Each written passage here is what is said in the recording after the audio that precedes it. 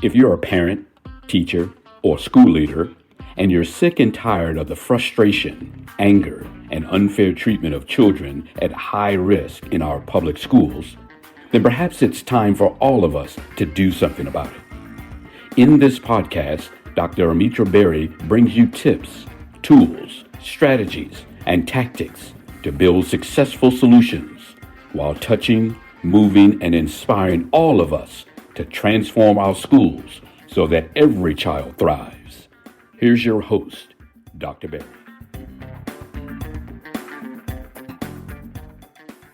Welcome back, Equity Warriors. Thanks for tuning in to today's episode of the 3E Podcast. Now, before we get started, I have a favor to ask. I'm going to ask that you smash that subscribe button, download these podcast episodes, make it automatic. It's free, and it'll make you feel good. It's like accomplishing something, a check mark. Check marks are good for the soul. All right, today, I want to share a story. I like to hear your stories. And by the way, something else new, look down in the show notes. You can now text me. And I'm going to remind you again at the end of the show. So if you've got a story you want to share with me about something that's going on, you'd like me to make an episode out of it, you've got a request, a question, whatever it is, down in the show notes, there's a link that says, send us a text message. All you have to do is click on that link, and it's going to take you right to your text application where you can text me directly. All right? All right. Story. I was talking to a school leader in, I won't say what city, but you're going to know who you are when you hear this. And he was sharing that, and this is a black man, was sharing that he had a white teacher come to him and say that she had a student who she wanted to refer for a psych eval. Psych eval. That's some pretty serious stuff. And he probed and asked, well, why do you think this young woman needs a psych eval? By the way, the young woman was black. And that part is important. It's important to understand. And, well, you know, and you all have heard me say, you see color. We all see color. It's important. So the teacher explains that this young woman is always hitting herself in the head. Now, through the magic of podcast, there's no way for me to show you a visual here, but I want you to do this. I want you to take your hand. I want you to open it up. All 5 fingers, spread them out, and raise it over your right hand, right side of your head, temple, just above the temple, and just pat. Just pat. If you're left-handed, do it with your left hand. Just pat. Don't slap yourself. Don't punch yourself. Open hand, fingertips. Just pat. Pat, pat, pat, pat, pat. Have you seen that before? It's very common for young ladies who have weaves to have itchy scalps that they can't get to scratch. Maybe you've heard the tune by Beyonce where she talks about pat your weave, ladies, pat your weave. That's what this student was doing. And yet this teacher, at a level of cultural awareness, or rather a level of cultural incompetence, that makes it difficult to accept that she is teaching classrooms full of black and brown children, did not recognize that this child, A, that her hair was not the texture of black hair, B, that she had a weave, and C, that's how you scratch when you've got a wig or a weave or something else on your head that doesn't allow your fingertips or fingernails to get down onto your scalp to scratch. She thought she needed a psych eval. So where am I going with this? Cultural competence or lack of cultural competence is something that I talk about routinely, that I write about extensively. And it matters that our teachers have a level of cultural awareness for the cultures of the students that they teach. It's imperative that school leaders have that same or even higher level of cultural awareness and cultural competence so that they can connect to and relate to and have empathy for the children that they are there to serve the children that you serve. And it's horrifically impactful on children of color simply because of the composition of our teaching force. You can look at multiple different resources to find numbers about percentages of teachers based on race and ethnicity. And overwhelmingly, again, depending on what year you're looking at, what districts were polled, your best resource is the Institute for Education Sciences. They have the most accurate data. And what you're going to find is that a little more than 79% of teachers in America's public schools are white. A little over 79%.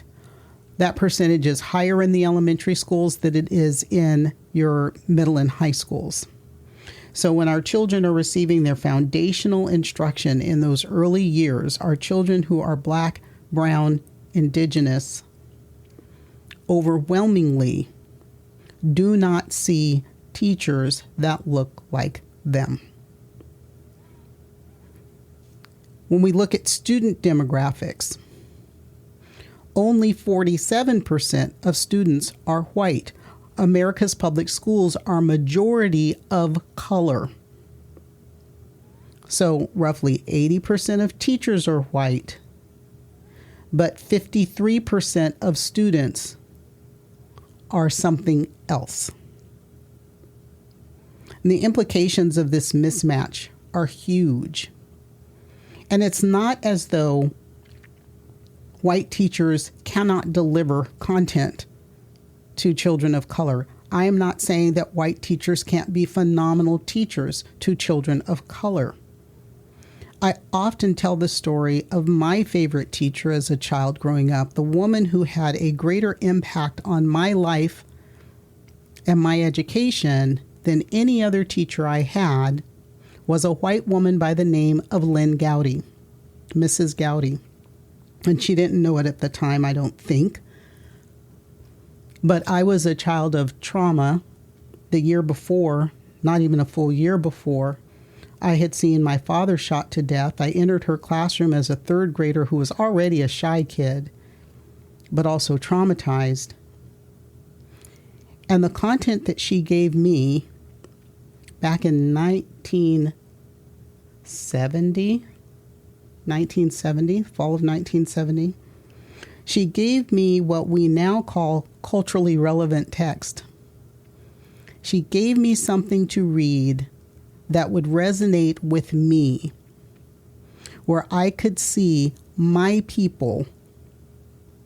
More importantly, where I could see men who looked like my father, as opposed to the stories of Dick and Jane and Sally and Spot and Puff or Fluffy or whatever the cat's name was. The implications of a cultural disconnect are huge. What happens when teachers don't have a higher level of cultural sensitivity or cultural awareness to their children is that we have greater disproportionality in 3 areas. I'm going to talk about 3 actually. Let's take it to 4. Number 1 is discipline. We know that Black students receive more referrals, especially from high-referring teachers, than do white children. Black children are suspended and expelled at disproportionately high rates for the exact same offenses as white children are. Think about that. Why does that happen? The example I just gave you, psychiatric evaluations. Black children and brown children are more frequently referred for psychiatric evaluations because of something that they are doing or exhibiting, a way that they're behaving that is normal in their culture, but for which a white teacher does not connect to or understand or empathize with.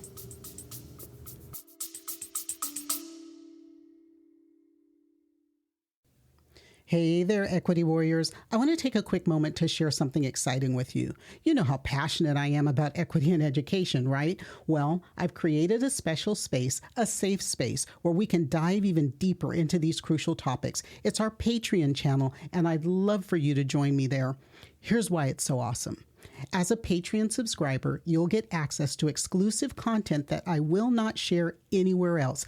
I'm talking additional insights, workshops like you would get in regular professional learning sessions, resources that can really amplify your impact in education. But it's more than just extra content. By subscribing, you are directly supporting our mission. You're helping to create more valuable discussions and resources that you've come to love. You're part of the change we're making in educational systems. And let me tell you, our Patreon community, it is something special. It's a place where passionate educators and advocates can come together, share ideas, and drive real change.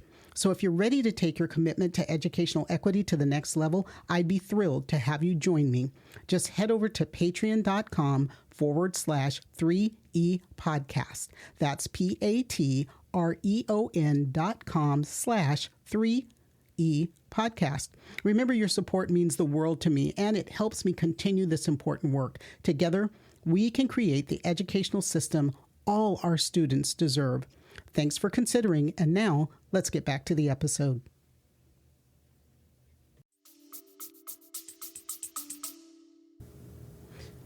Number 3 is special education. Referrals to special education, placement in special education, and the greatest offense when it comes to special education, in my humble opinion, is to label a child as having a behavior disorder. Behavior disorder. And who do you think gets that label? Overwhelmingly, it's black boys. When we don't, category number 4, which also connects to special ed placement, but category number 4 would simply be general academics. I was sharing with a group, or I've shared with a number of groups, a story about taking my 6th graders up to the middle school they were going to attend. And in this one instance, it was my first time doing this, so it was my first year teaching 6th grade, moving down from the high school. And I had a large number of students whose primary language was Spanish. They were native Spanish speakers. And I thought it was going to be fantastic for them that they would be in a place where they could get literacy in their primary language, because we didn't have a dual immersion or any sort of Spanish language program at the K-6 elementary that I taught in. So my students were not becoming readers and writers in Spanish. They were not becoming readers and writers in their primary language because it wasn't something that we offered. But I knew at the middle school that they could take Spanish 1. They could start in Spanish 1. It'd be great if they could take a Spanish for native Spanish speakers, but that wasn't offered.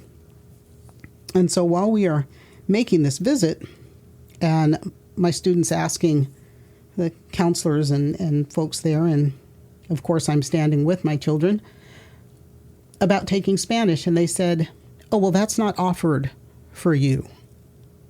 Not offered for you. Because you speak Spanish at home, the Spanish classes where we teach you how to write in Spanish, read in Spanish, proper grammar and syntax and usage, mechanics of the language, that instruction is not for you. Now, y'all know me. That's another thing I just could not let slide, and so I took that to task. If it's not for the people who speak the language, then I suppose no one who speaks English is taking English class, right? Needless to say, all of my children were able to take Spanish when they got to middle school. Funny how that works. A lack of awareness and insensitivity comes from a special place. Oh, I was going to tell you one more, and that's just in grading in general. And the inequities of grading because of our cultural mindsets that are not in sync, connected to, or aware of the cultures of the children that we serve. And for a lot on that, you're going to have to wait for my upcoming book, which does have a title. Equitable Instructional Practices for Culturally and Linguistically Diverse Learners. I knew it would come to me in a minute. I just got the title not long ago.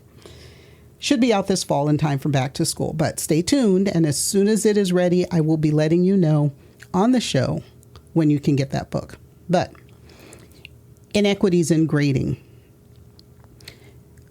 All of these things have one or more root causes to them. The biggest of which is simply implicit bias. Now, there aren't too many people that are educators, not teachers, educators. And if I haven't made that distinction before, let me know. I can make it. Educators lead children through a journey of learning. So that's what we're looking for. And there aren't too many educators who would say, I don't like children. I don't like black children. I don't like brown children. I don't like those bleeps. And I don't really care whether they do okay in my classroom or not. There aren't too many educators who would say the quiet part out loud about children of color, but there are some who do. There are some who do. And that comes from a bias. Now, when they say it out loud, it's not implicit, it's explicit. And it may just be straight up good old-fashioned racism. Those people do not belong in our schools. They definitely do not belong in our classrooms. And so when you see it, if you are truly an equity warrior, if you are an ally to children of color and marginalized learners, call it out when you see it. Because it should not be happening in classrooms. Because if they say it in front of you, just imagine the experience, the trauma that's happening to children in their classrooms. Cause number one, implicit bias. Implicit bias, though, is a little bit different. It's living deep down in your psyche or your soul. And we all have implicit bias. We have it about a number of different things. But that implicit bias is what feeds your thoughts. It's what helps you shape what you say and how you say, your mannerisms, your expressions towards children who are marginalized, and particularly children of color. And you may not realize it when you're doing it, but it's there. It's implicit bias that feeds microaggressions. Another thing that causes these types of behaviors and this lack of cultural connectedness is generally just a lack of cultural understanding, and that may come from being raised in a very monocultural society. Maybe you never had friends of color. Maybe you never had friends who were culturally diverse, religiously diverse, that had a different lived experience from you. I always, whenever I get on that topic, I think about how fortunate, how blessed, truly blessed I was to have grown up in a community that was culturally diverse. When I think back to my 1500 block of Sutter Street back in the 60s, I can still almost see every home on the block and the people who lived in it. They were black, white, specifically Okies from Oklahoma who had migrated to California during the Dust Bowl, Filipino, Japanese, Chinese, Mexican. We were like this little mini United Nations. Those people that I grew up with, those people that I had my early education with, I am still friends with many of those people. If you could see my Facebook friends, which I keep a very tight circle on, you would see an amazing diversity of people.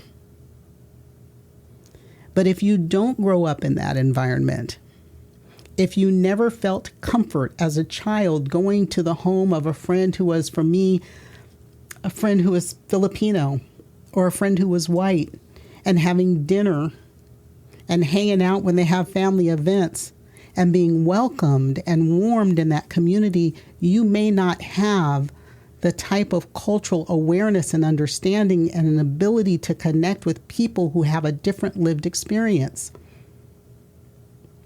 But as an educator, it's important that you find ways to tap into that so that you can connect to your children and serve them better.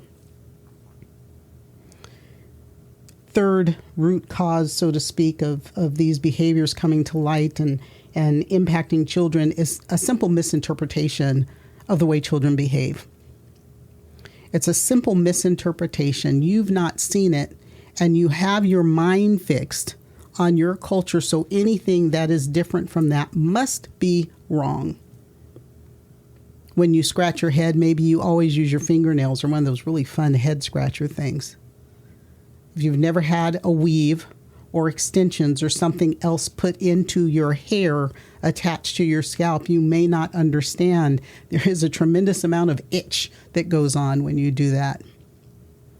And it's easy for me to say, because I believe in wearing my hair natural, that we all should, because I'm in a position where my natural hair is not going to result in a discrimination that impacts me. But our children are fed a narrative. They are fed imagery that tells them that if they don't have long, straight hair, that they aren't pretty. And our girls are suffering tremendously because of the images that tell them that this is the way they're supposed to look.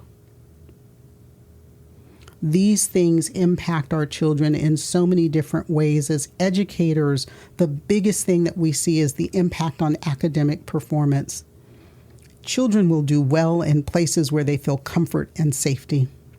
Children will perform for teachers they know care about them. But when they're in those places where they do not feel that comfort, where they do not feel psychologically safe, where they are bullied or harassed, self-esteem and engagement suffer. And that has long-term, that has lifelong implications. School leaders ask me, and I've done a number of workshops on, so how do we change this?